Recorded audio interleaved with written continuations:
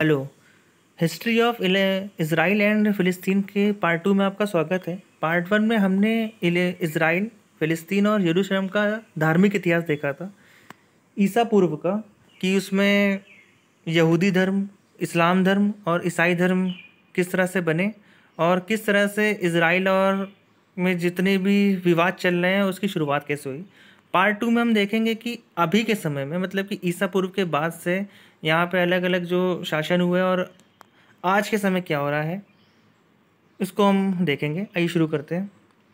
अभी के समय अगर बिल्कुल बात करी जाए तो अभी कुछ महीने पहले ही इसराइल और फ़िलिस्तीन में जो विवाद हुआ उसका मेन रीज़न वहाँ का एक दरअसल ये था कि इजरायली जो वो थी पुलिस थी, वो अल अक्सा मॉस्क में अंदर चली जाती है। इससे गुस्सा हो करके जो फ़िलिस्तीनी होते हैं वो उनके ऊपर पत्थर फेंकते हैं और छुटपुट लड़ाइयाँ स्टार्ट हो जाती हैं। और यही छुटपुट लड़ाइयाँ कुछ दिन में एक बहुत ही उग्र रूप ले लेती हैं और फिर ये बात रॉकेटों तक आ जाती है। एक दूसरे को लोग बुरी तरह से एक दूसरे पे ये करने लगते हैं, हमले करने लगते हैं और इसमें बहुत से सैकड़ों लोगों की जान चली जाती है। तो जैसा कि हमको पता है कि इज़राइल जो कि लैंड ऑफ इज़राइल है, जो कि जैकब इज़राइल के नाम पर है, जो कि इब्राहिम के पोते थे, उसका एक नाम केनान भी है। और आधुनिक समय में ब्रिटेन और ओटोमन एम्पायर ने यहाँ पे लंबे समय तक राज किया है। सबसे पहले आता है ओटोमन एम्पायर, जिसके राजा होते हैं किंग सोलोमन, क्योंकि किंग सोलोमन भी हजरत मूसा को बहुत मानते थे, इसलिए वो इज़राइल में यहूदी लोगों को रहने के लिए अलाउ कर देते हैं। तो यहाँ पे जुड़िया और इज़राइल एक साथ रहने लगते हैं। और यही इसी तरह से जब ये शासन आगे चलता गया तो इज़राइल पे बहुत से और भी शासकों ने शासन किया, जैसे कि पार्शियंस, ग्रीक्स ने भी किया, रोमन्स ने भी एक बहुत ही लंबे समय तक यहाँ शासन किया है। और इज़राइल और यहूदियों पे बहुत ज़्यादा उन्होंने जुल्म भी किए हैं। और उसके बाद अरब्स आते हैं, फिर आते हैं मिस्र के लोग, और जैसे मैंने कहा कि ओटोमन एम्पायर एक बहुत बड़ा एम्पायर था। तो ओटोमन एम्पायर शुरू होता है 12वीं शताब्दी से, जो इजिप्ट से लगा के पूरे अरब में था, जिसका शासन इज़राइल, तुर्की, Egypt, Greece, Macedonia, Lebanon, Jordan, Syria, Bulgaria, Hungary और नॉर्थ ऑफ आर्मीनिया। आप इसमें देखेंगे ज़्यादातर देश मुस्लिम ही हैं। तो एक तरह से कह सकते हैं कि ओटोमन एम्पायर का प्रभाव बहुत से मुस्लिम देशों में रहा, या फिर उसके प्रभाव में आके बहुत से देश मुस्लिम बन भी गए। देख रहे हैं आप उनका साम्राज्य कि कितना बड़ा साम्राज्य था। उसके बाद आता है जुड़िया। जुड़िया एक मुस्लिम धर्म की ही शाखा है, जिससे को फॉलोवर्स को कहा गया फ़लस्तीन, यानी कि फ़िलिस्तीनी, जो ही मुस्लिम धर्म का ही एक नया, वो कह सकते हैं कि सेक्ट टाइप का है। तो इस तरह से इज़राइल में जुड़िया यानी कि फ़िलिस्तीनी रहना शुरू हुए, और उनके साथ साथ वहाँ रह रहे थे यहूदी, यानी कि इज़राइल को जो अपनी धरती क्लेम करते हैं। 14वीं शताब्दी में यूरोप में और अफ्रीका के बहुत से देशों में प्लेग फैलता है। और क्योंकि धार्मिक ये हो रही हैं, लड़ाइयाँ हो रही हैं, एक धर्म दूसरे धर्म से धर्म के आधार पर लड़ रहा है, तो ऐसा क्लेम किया गया कि यहूदी ही ये है कौन सा प्लेग फैला रहे हैं, इसलिए 900 यहूदियों को बुरी तरह से मार दिया जाता है। इस तरह से यहूदियों की जो बुरी दास्तान है उसकी एक तरह से शुरुआत हो जाती है, जो आगे चल के और बुरा ये लेने वाली है रूप। उसके बाद धर्म के आधार पे बहुत ही ज़्यादा जनसंहार किए जाते हैं, ख़ास तौर पे यहूदियों के। और ये सारे धर्म आपस में भी लड़ रहे हैं कि शासन के नाम पे लड़ रहे हैं, धर्म के नाम पे लड़ रहे हैं, अलग अलग तरीक़ों से, क्योंकि यहूदियों के नंबर्स बहुत कम हैं इस्लाम और ईसाइयों के मुकाबले में। तो एक सबसे ज़्यादा जो मार पड़ रही है वो यहूदियों को ही पड़ रही है, क्योंकि वो अपने आप को ना तो बचा पा रहे हैं और ना ही सरवाइव कर पा रहे हैं। फर्स्ट वर्ल्ड वार यानी कि पहला विश्व युद्ध 1914 से 1918 तक लड़ा जाता है। जिसमें ऑटोमन अम्पायर की हार होती है, जो कि आज का कह सकते हैं कि तुर्की है। और अंग्रेज़ों ने एक तरह का समझौता किया था अरब्स के साथ भी और यहूदियों के साथ भी, कि हम ये धरती जो आपकी इज़राइल वाली धरती है वो आप लोगों को दे देंगे, और आप लोगों के जो जो साम्राज्य थे पुराने वाले वो हम आपको लौटा देंगे, बस आप हमारा सपोर्ट कीजिए युद्ध जीतने में। युद्ध जीत दिया जाता है, लेकिन अंग्रेज जिस तरह से उन्होंने ये सारे दांव खेले थे ये उन्हीं पे ही भारी पड़ने लगते हैं। और अरब और यहूदी दोनों कहते हैं कि हमने आपकी युद्ध में मदद की है, तो हमें हमारे जो साम्राज्य हैं वो हमको ये कीजिए, लौटाइए। और यहाँ सारी बातें तो एक तरह से ठीक थी, लेकिन मेन बात आगे लगती है इज़राइल में, क्योंकि इज़राइल पे जो ये हो रहा था, अधिकार किसका होगा, यहूदी भी चाह रहे थे और अरब भी चाह रहे थे, जिन्होंने ओटोमन अम्पायर के खिलाफ अंग्रेज़ों की मदद की थी। एक आता है वॉल्फेयर डिक्लेरेशन, जिसके तहत ये घोषणा कर देते हैं अंग्रेज कि इज़राइल में यहूदी रहेंगे और वो यहूदियों का ही लैंड है।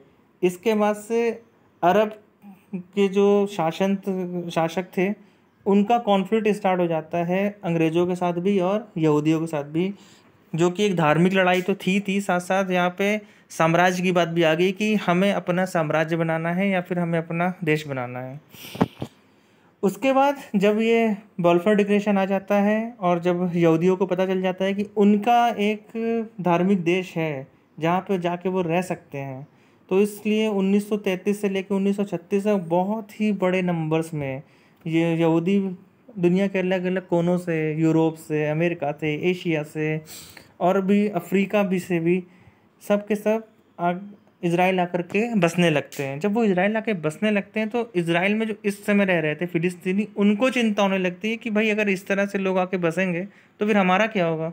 जो कि चिंता करने वाली बात थी अगर ये बात उनके नज़रिए से देखी जाए, लेकिन यहूदी का जो कहना है कि हम कहाँ जाएं, उन लोगों का कहना भी ठीक था।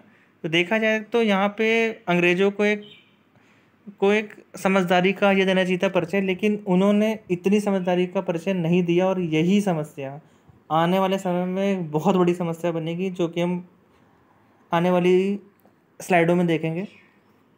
और उसके बाद आता है सेकेंड वर्ल्ड वॉर का इरा, जब जर्मनी में एक बहुत ही बड़े पैमाने पे यहूदियों की हत्याएं कराना शुरू किया जाता है नाज़ी जर्मनी की सेनाओं के द्वारा। कहते हैं कि उस समय पूरे यूरोप में 90 लाख के आसपास ज्यूस यानी कि यहूदी रहते थे, और नाज़ी जर्मनी की सेनाओं ने वर्ल्ड वॉर 2 के दौरान 60,000 यहूदियों को मार डाला था, यानी कि 2/3 आबादी इनकी यूरोप में जो थी उसको पूरी तरह मिटा दिया गया था। तो इसलिए इनका जो इज़राइल की तरफ जाना था और तेज़ हो जाता है, अपनी जान बचाने के लिए भी और अपने सर्वाइव करने के लिए भी। विश्व युद्ध 2 में जब अमेरिका और सारे मित्र देशों की सेनाएं जर्मनी को हरा देती हैं, तब ये सिलसिला थमता है। जर्मनी की बुरी तरह से हार होती है और जर्मनी ही 2 भागों में बढ़ जाता है, क्योंकि इज़राइल की जो टेरिटरी थी वो अंग्रेज़ों के अधीन आ रही थी, और वहाँ पे कॉन्फ्लिक्ट लगातार बढ़ते जा रहे थे इज़राइल वर्सेस फ़िलिस्तीन वाले के, कि ये ज़मीन हमारी है, ज़मीन हमारी है, क्योंकि अंग्रेज़ों ने हमसे वादा किया था, हमसे वादा किया था। जब अंग्रेज़ों से ये कंडीशन हैंडल नहीं हुई तो वो मई 1948 को वहाँ से निकल लेते हैं, और ये जो भी साम्राज्य है वो इन लोगों को देके चले जाते हैं कि भैया जो भी तुम्हें डील करना है आपस में डील करो।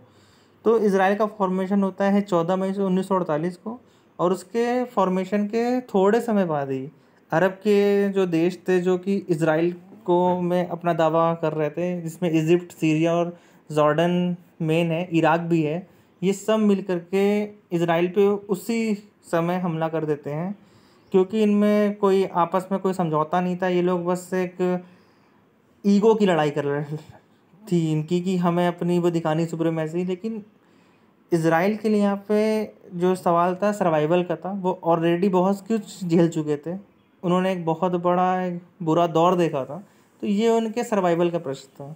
और जब सर्वाइवल और ईगो की लड़ाइयाँ होती है तो जनरली सर्वाइवल ही जीतता है। तो इस युद्ध का परिणाम ये होता है कि इज़राइल इन तीनों देशों को, इन सारे देशों को बुरी तरह से हराता है और इनके ही एरियाज में कब्जा कर लेता है। उसके बाद आता है 1967।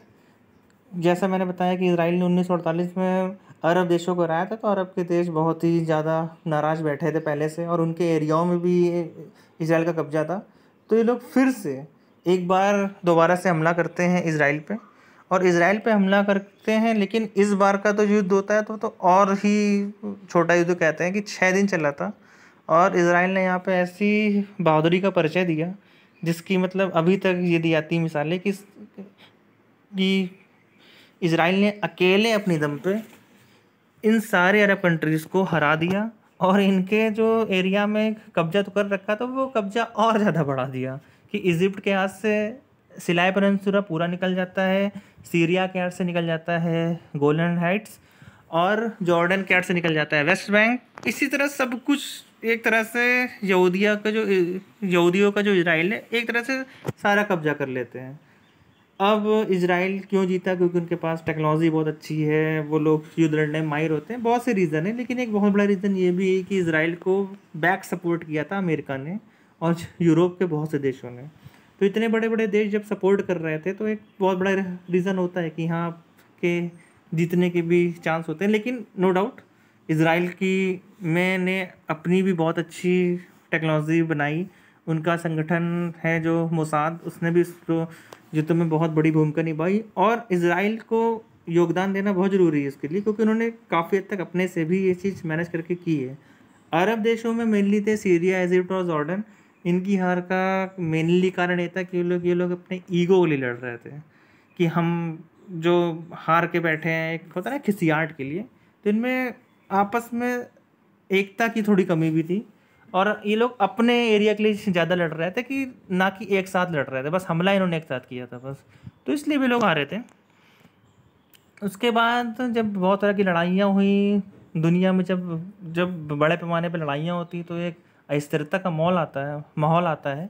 इसके बाद अलग अलग देशों ने बहुत बार समझौते करवाने की कोशिश की, जिसमें ओस्लो एकॉर्ड्स बहुत फेमस है, जिसमें इसराइल के प्रधानमंत्री ने उस समय फ़िलिस्तीन के जो भी लीडर थे यासर अराफात के साथ समझौता किया, और ये सारा समझौता अमेरिका की गाइडेंस में हुआ। अमेरिका ही ने मतलब कि इसमें मुख्य भूमिका निभाई, क्योंकि इन समझौतों में लगातार अरब्स की हार हो रही थी। तो एक तरह से इस हार का बदला लेने के लिए एक उग्र संगठन फ़िलिस्तीन में जागरूक होता है, जिसे हमास कहते हैं। अमेरिका ने हमास को आतंकवादी संगठन डिक्लेयर कर रखा है, यूरोप के बहुत से देशों ने भी डिक्लेयर कर रखा है, क्योंकि ये लोग युद्ध की नीति में विश्वास करते हैं, और अक्सर इनकी भिड़ंत इसराइल की सेनाओं से होती है। और जो अभी हमने कॉन्फ्लिक्ट देखे हैं, जो कि सुनने में आए थे कि अभी जो लड़ाइयाँ हो रही थी वो इसराइल वाले जो रॉकेट उनको मार रहे थे गाज़ा को, और गाज़ा स्ट्रिप से जो रॉकेट वहाँ जा रहे थे इसराइल की तरफ, वो हमास वर्सेस इसराइली चल रहा था। ये देख लीजिए आप एक बार इसराइल का मैप, जो शुरुआत में था, इसमें हरा वाला एरिया देख रहे हैं आप, शुरुआत में बिल्कुल सबको सब उनके हाथ में था, फिलिस्तीनियों के हाथ में, और इसराइल मतलब यहूदियों के हाथ में सिर्फ इतना था।